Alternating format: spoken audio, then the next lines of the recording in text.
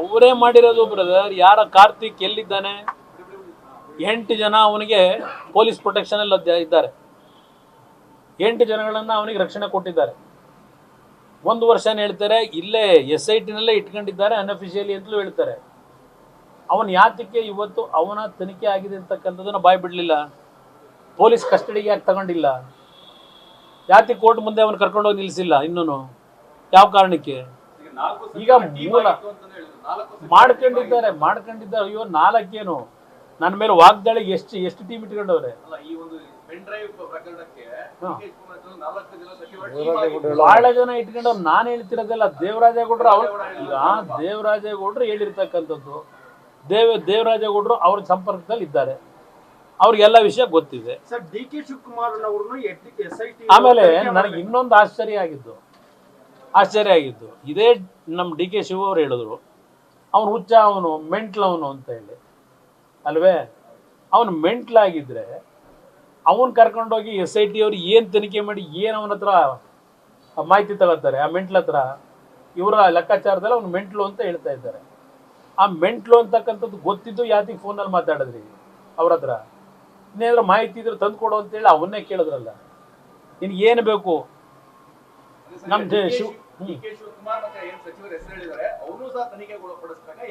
ಯಾರ್ಯಾರಿದ್ದಾರೆ ಎಲ್ಲರನ್ನೂ ಒಳಪಡಿಸಿ, ಎಲ್ಲರನ್ನೂ ಒಳಪಡಿಸ್ಬೇಕು ಅನ್ನೋದೇ ನನ್ನ ಅಭಿಪ್ರಾಯ. ಇದರಲ್ಲಿ ಬಹಳ ದೊಡ್ಡ ಗ್ಯಾಂಗೇ ಇದೆ ಇದರಲ್ಲಿ. ನೀವು ನಿಜಕ್ಕೂ ಸತ್ಯಾಂಶ ಹೊರಗೆ ತಂದು ನಿಜವಾದ ಕಲ್ಪಿಟ್ಗಳಿಗೆ ನೀವು ಶಿಕ್ಷೆ ಕೊಡಬೇಕು ಅನ್ನೋದಿದ್ದರೆ, ನಾನು ಗೃಹ ಸಚಿವರಿಗೆ ಹೇಳ್ತೀನಿ, ಭಾಳ ನೀವು ಅನುಭವಿಸ್ತಿದ್ದೀರಿ, ನಿಮಗೇನು ಮಾಹಿತಿ ಇಲ್ಲ ಗೃಹ ಸಚಿವರಿಗೆ ಏನೇನಾಗಿದೆ ಅಂತ ಹೇಳಿ?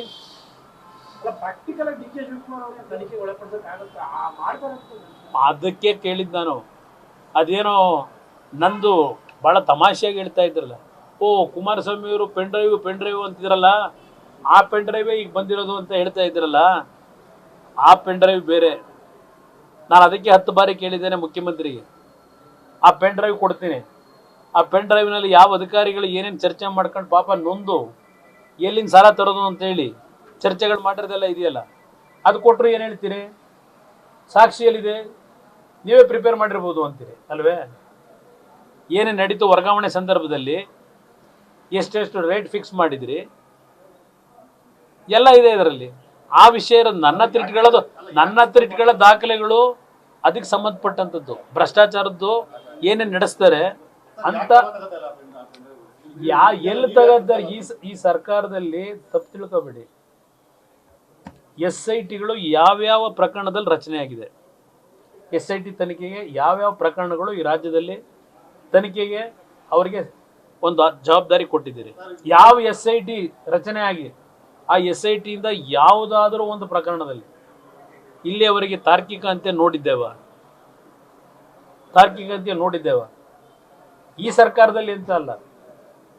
ಹಾಗೆ ನಿಮ್ಮ ಕಾಲದಲ್ಲಿ SIT, ನನ್ನ ಕಾಲದಲ್ಲಿ ಯಾವ SIT ರಚನೆ ಆಗಲಿಲ್ಲ, ಅಂಥ ಪ್ರಕರಣಗಳು ಬರಲೇ ಇಲ್ಲ ನನ್ನ ಕಾಲದಲ್ಲಿ. SIT ರಚನೆ ಮಾಡ್ತಕ್ಕಂಥ ಪ್ರಕರಣ 20 ತಿಂಗಳು 14 ತಿಂಗಳು ಅವು ಬರಲೇ ಇಲ್ಲ. ಅದು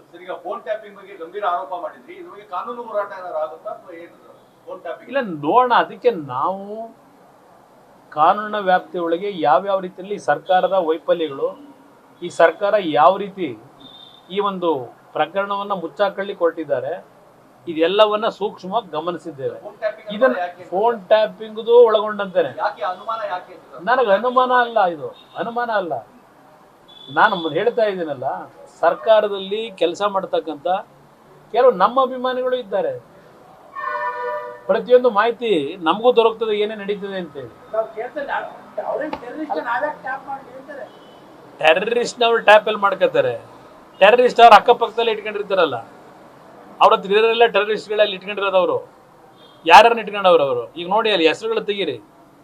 ಆ ಟೆರರಿಸ್ಟ್ಗಳನ್ನ ಯಾರಾದ್ರೂ ಟಚ್ ಮಾಡೋರು ಇಲ್ಲಿವರೆಗೆ? ಈಗ ಇಂಥ ಪ್ರಕರಣ ನಡೆದಿದೆಯಲ್ಲ ರಾಜ್ಯದಲ್ಲಿ, ಯಾವುದಾದ್ರು ಆ ಪ್ರಕರಣದಲ್ಲಿ ಪ್ರಮುಖ ಪಾತ್ರಧಾರಿಗಳು ಯಾರಿದ್ದಾರೆ ಒಬ್ಬನ್ನ ಅರೆಸ್ಟ್ ಮಾಡಿದ್ದೀರಾ ಈ ಕ್ಷಣದವರೆಗೆ? ಇವತ್ತು ನಿಮ್ಮ ಹಿಂದೆ ಮುಂದೆನೇ ಓಡಾಡ್ಕೊಂಡಿದ್ದಾರೆ. ಯಾರ್ಯಾರ ಜೊತೆ ಇದ್ದಾರೆ ಅನ್ನೋದನ್ನ ಮುಖ್ಯಮಂತ್ರಿಗಳು ಹೇಳ್ಬೇಕಲ್ವಾ?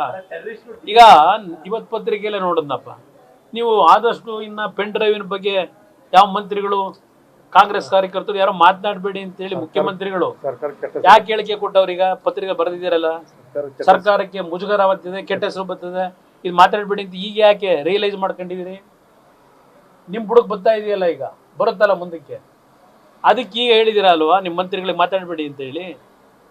ಕಾನೂನಿನ ವ್ಯಾಪ್ತಿಯೊಳಗೆ ನಾನು ಒಂದು ಮಾತು ಹೇಳ್ತೇನೆ, ನಾನು ಈ ಪ್ರಕರಣದಲ್ಲಿ ಯಾರ್ಯಾರು ತಪ್ಪಿತಸ್ಥಿದ್ದಾರೆ ಶಿಕ್ಷೆ ಆಗಲೇಬೇಕು, ಅದರಲ್ಲಿ ನಾನು ರಾಜಿ ಇಲ್ಲ.